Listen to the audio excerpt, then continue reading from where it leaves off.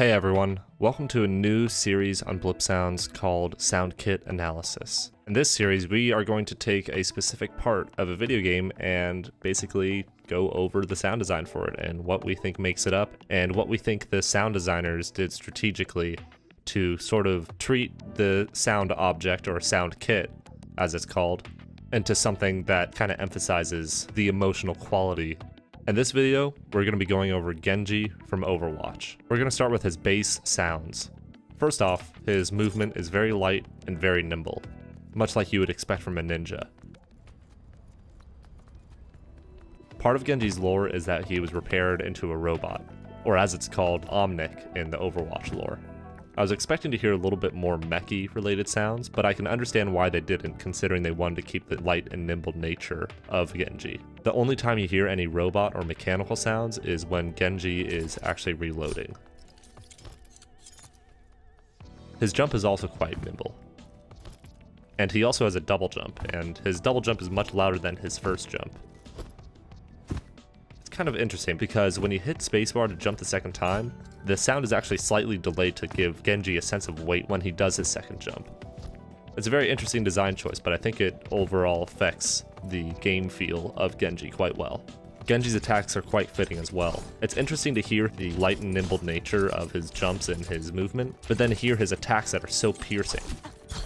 They're extremely sharp and extremely quick as well. They're quick movements and they don't last very long. And again, this kind of just goes back to the ninja-like quality of what Genji is. Quick, agile, and precise. His dash is the same way, it's also very piercing, and it's instantaneous. It has a swift and sort of soft nature, reflecting his agile and precise movements as a ninja.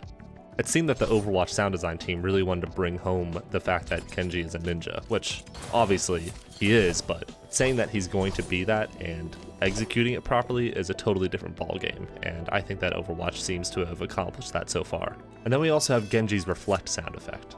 His reflect sound effect is super cool because it actually gives a tell for other players and for Genji himself, whoever is playing him, of how long the ability is going to be used for. You can hear it starts quiet and just gets a little bit louder and louder over time. And this sound as a whole is an indicator for how long the sound is going to last, which is a very valuable piece of information when you're one-on-one against a Genji, or you're a Genji himself, so you can actually run away if you don't have any other options, or if you think you're going to die. And speaking of that sort of game design telling mechanic, we also have Genji's ultimate.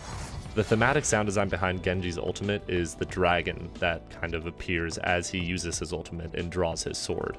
When his ultimate is activated, you can actually hear the dragon breathing through its duration.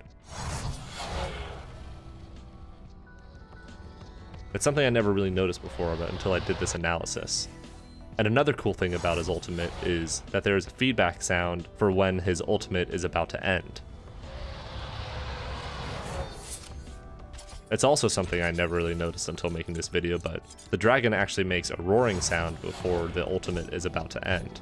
And this is also, much like Genji's reflect, a way to tell the player, or the opposing player, that the ultimate is going to end, and you can either attack Genji or run away as Genji, which again applies to the game design to some degree. Now, whenever I play against a Genji in Overwatch, I actually hear that dragon call every single time, and it allows me to know when Genji's ult is going to end.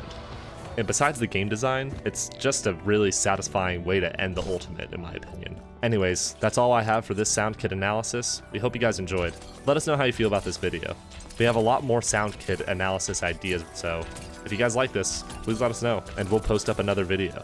And if you want to learn more about sound design, come and join the Blipsounds Discord channel. We have a community of sound designers that are just eagerly waiting to learn and also help others. But anyways, thanks for watching.